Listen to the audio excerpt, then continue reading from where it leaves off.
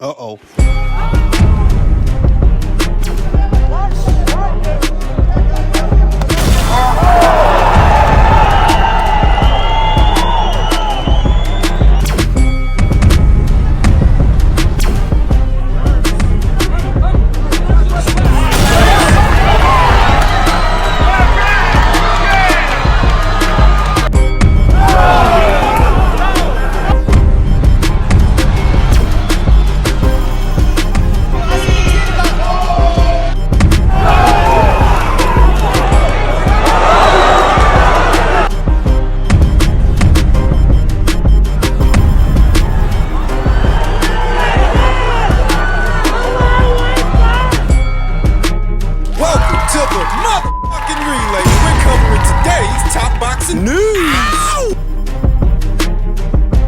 Okay, we'll start with this. Savannah Marshall and Layla Ali could be next for Claressa Shields, says promoter. Promoter Dimitri Salita has proposed 2 future fights for women's undisputed heavyweight champion Claressa Shields, a rematch with Savannah Marshall, and an exhibition bout with Layla Ali, the Hall of Fame boxer and daughter of Muhammad Ali. Shields, 16-0 with 3 KOs, defeated Danielle Perkins last month via UD in her Flint, Michigan homecoming to become the undisputed heavyweight title holder. After the fight, Shields tested positive for marijuana in a post-fight drug test by the Michigan Unarmed Combat Commission, which she and her team are contesting. Salita, Shields' career-long promoter, views Marshall as a great option. Shields won a unanimous decision over Marshall in 2022 in the latter's native UK, yet there is at least one problem with a rematch. Marshall hasn't boxed since July of 2023, when she won a majority decision over Franchon Cruz. Savannah didn't box last year, but she did have a brief run out in the octagon in mixed martial arts. The fight with Savannah Marshall is a natural one that we'd love to make, Salita told Boxing Scene. Claressa did go to England, thousands of miles away from home in the peak of her career. Savannah would have to accept the fact that for the fight to happen, it would have to be in the United States in order for us to seriously consider it. This again. The defeat against Shields remains the only career boxing loss for Marshall, 13-1 with 10 knockouts in June. Marshall stopped Mirella Vargas in the first round of a mixed martial arts event. Marshall appears to have shifted her focus over to MMA for the time being. Shields has taken MMA bouts herself, though she has always kept a foot in boxing, the sport in which she appears to be more focused on at present. Shields is 2-1 in MMA bouts, most recently winning a split decision over Kelsey DeSantis last February. Savannah Marshall is at the top of the list just because it's been talked about for such a long time. An exhibition with Layla Ali would be fantastic for women's sports and women's boxing. Layla might also be the best available contender. Claressa has recently broken through with popularity, her fights, and it's pretty incredible, Salita said. We've seen the numbers on social media and in other ways. She's really breaking through in an incredible way to mainstream media. That's great to see. Shields has received more exposure recently with the release of The Fire Inside, a film depiction of her life, and due to her relationship with recording artist Papoose. We want to keep telling Claressa's story, Salita said, and I really believe she is one of the greatest athletes of this generation. And I think she just rules over barren weight classes where there's nobody to fight, which is why you're courting the idea of staging an exhibition with a 47-year-old Layla Ali. You see, Jake Paul got a lot of criticism for fighting Mike Tyson at his age. Does Claressa not deserve that same criticism if she actually tries to box a 47-year-old Layla Ali? She's close to 50. She hasn't boxed in 18 years. Her last professional bout was way back there in 2007. That's close to 20 years ago. Now, I don't know that this is something that Layla herself is on board with so much as an idea that Dimitri is putting out there.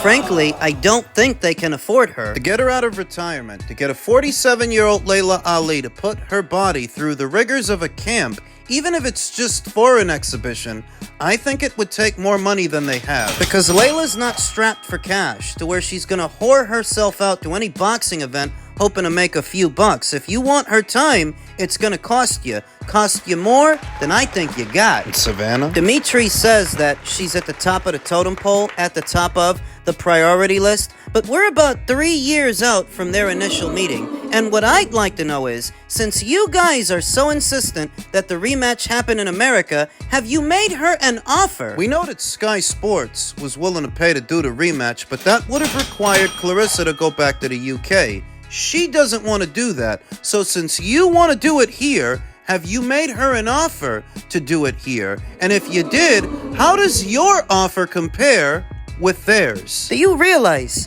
that in the time it's taking to get Claressa and Savannah back in the ring, Katie Taylor will have fought Chantel Cameron not once, but twice. She will have boxed Amanda Serrano not once, not twice, but thrice. Do you realize that Michaela Mayer and Sandy Ryan will have had 2 fights? All while we're waiting for Claressa and Savannah to run it back, and bear in mind that these aforementioned fighters actually have a lot more options than Claressa, a lot more options than Savannah. Because they campaign at deeper weights with more girls in them. Since their initial meeting, Dimitri Salita seems to have landed a small broadcast deal on the DAZN platform, though not equivalent to Boxer's deal on Sky. That's saying that he doesn't have the same budget on DAZN that Boxer has on Sky. Not even saying that Boxer's budget is huge, but it's certainly bigger than what DAZN is spending on Dimitri Salita and his small hall shows. So if it comes to a Shields versus Marshall rematch,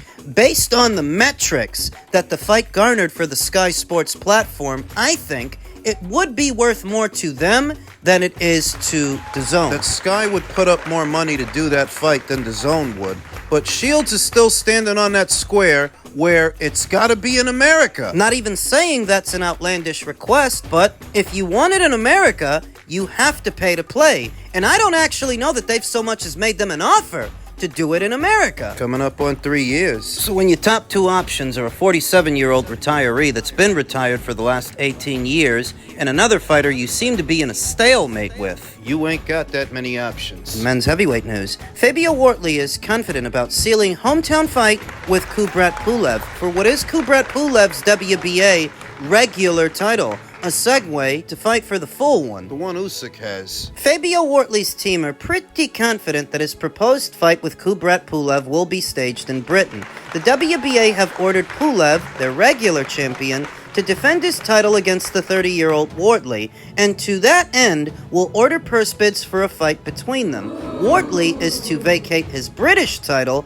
It will be contested by David Adilier and Jimmy Sheveka on April 5th, and according to his manager, Michael Ofo, Wardley's promoter, Frank Warren, is prepared to go in heavy to bring Bulgaria's Pulev, 43, to the UK. The heavy-handed Wardley has made little secret of his desire to fight at Portman Road, the home of his favorite football team, Ipswich Town, and Ofo told Boxing Scene it's going to purse bids against Pulev. So we're just waiting to see what happens. It's an exciting time for Fabio. He's away training. He's excited. We're pretty confident that Frank will win. Frank backs Fabio Wardley to the nines, and he sees his potential. Hence Fabio's sight with Queensbury. We expect Frank and Queensbury to go in heavy and back their guy. All doors are open. We're still open to negotiations. It'd be a little silly of me to say when and where, but he's keen to get out as soon as possible, so we're hoping that'll be the summer. He will do whatever it takes to win that title,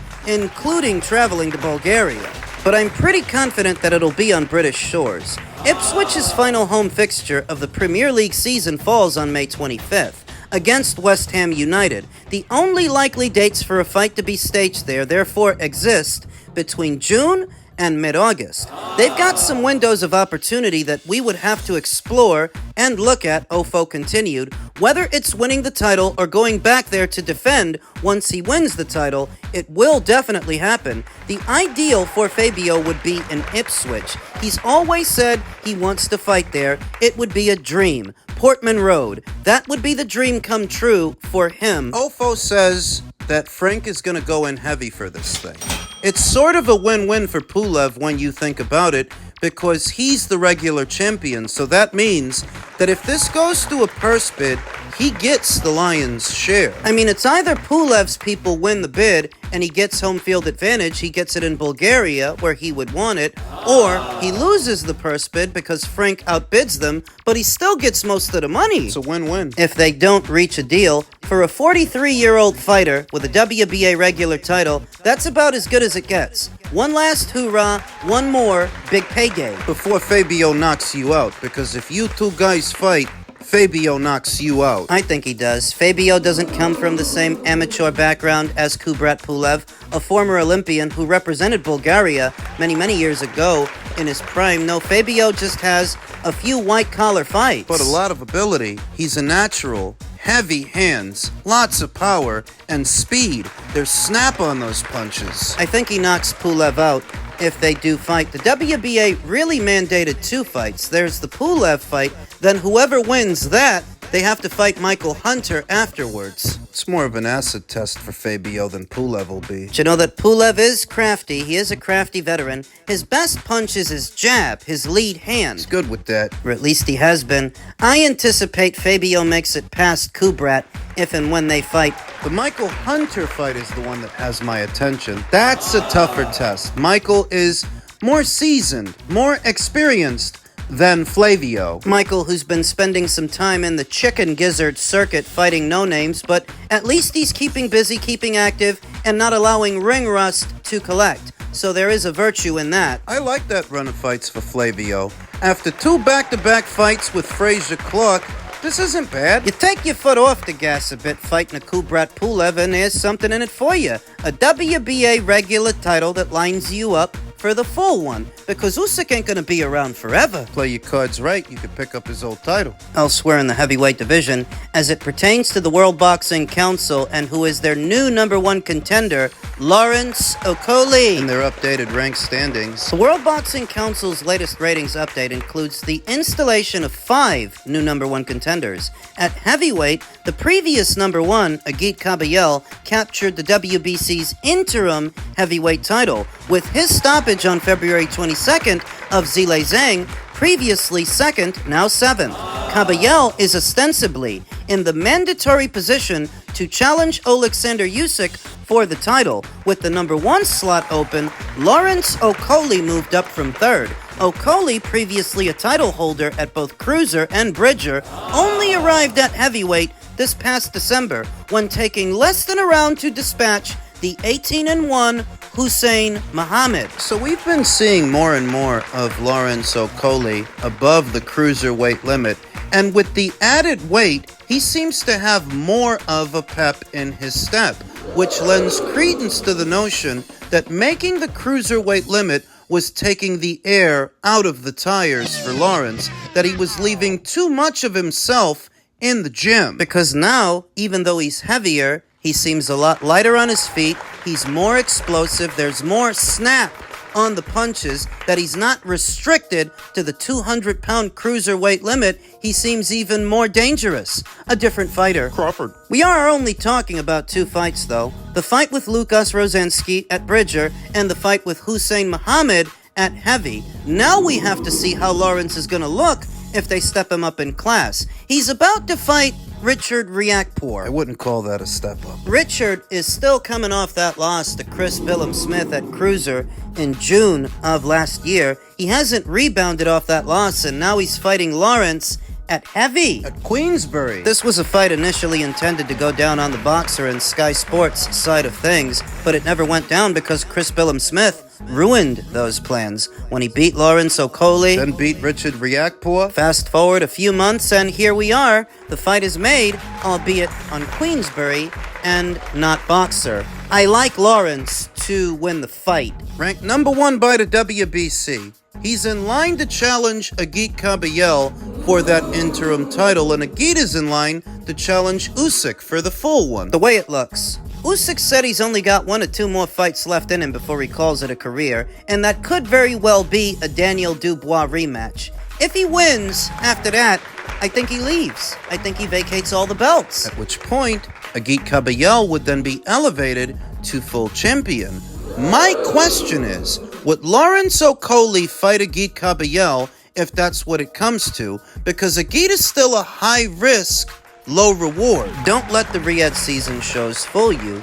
Outside of the massive paydays that Turkey provides these guys to participate on his shows, outside of that, Agita's a high-risk, low-reward, even with a belt. He's a dangerous guy. What he did to Arslanbek Makhmudov, what he did to Frankie Sanchez, what he just did to Zile Zhang. He's a dangerous guy. I just wonder, is that a fight that Lawrence Okolie would take? Is that a fight that Frank would want to make? There are other options, more lucrative ones. That unless it's Turkey putting together the fight, it's not actually a big money fight. And if it's not a big money fight all by itself, there are other options. There's Fabio Wardley. We just talked about him. There's David Adilier. I could go for that. I could go for Okolie versus Adilier. Okolie versus Miller. I wouldn't mind that. Jarrell Big Gravy Miller. I wouldn't mind it. That there's enough in the heavyweight division that you can put together a great fight that ain't for a title, that ain't for a belt. Because Agit Kabayel, that's a high-risk, low-reward. And unless Turkey's the one paying you to fight him, it might not be worth it. It's hard to imagine that anybody wants to fight Agit right now, given the run of form that he's been on. That unless Turkey's the one paying you to fight him, they might not want to do it. Another interesting shout. Via the World Boxing Council's updated rank standings, Lawrence Okolie comes in at number 1. Anthony Joshua, the former unified 2-time heavyweight champion, comes in at number 2. That might be worth some coin. Okolie versus Joshua? Remember when they all used to be at Matchroom and Lawrence was with 258 Management, Anthony's management company? So much has changed since then. Lawrence has changed his decorum more than once, from Matchroom over to Boxer. Now he's over there at Queensbury. Shit changes. Okolie versus Joshua is yet another big fight that you could make that doesn't need a belt to sell it. You could sell that fight all by itself in London at the O2 Arena. Think they'd do it? It's just a suggestion. Queensbury has so much going on, so many prized stallions in the heavyweight division that they're not limited to just chasing around alphabet titles, and in a very general sense, that's the situation. There are a lot of fights you could make that are good fights that would make good money that don't require a belt. Now, don't misunderstand me. I'm not suggesting that Lawrence Okolie should swerve in a Agit Kabayel fight. I'm saying that he might. That unless Turkey's the one paying him to do it, Agit is a high risk and a low reward, so he might not. Might not fight him. The WBC can rank you at number 1, but you still have to go through Agit to get at the title. It's a dangerous fight. He's a dangerous guy. And the promise of an alphabet title in the absence of a big Saudi payday might not seem worth it. You're already getting a glimpse of what the landscape is going to look like after Usyk is gone. Beyond what could be the Usyk versus Dubois rematch for all the marbles, all the belts, if Usyk wins, then vacates. You see the pieces on the board. You see where they are. You see how it stacks up. Agit Kabayel is in a pole position to become WBC champion. That's who you gotta go through for the green and gold.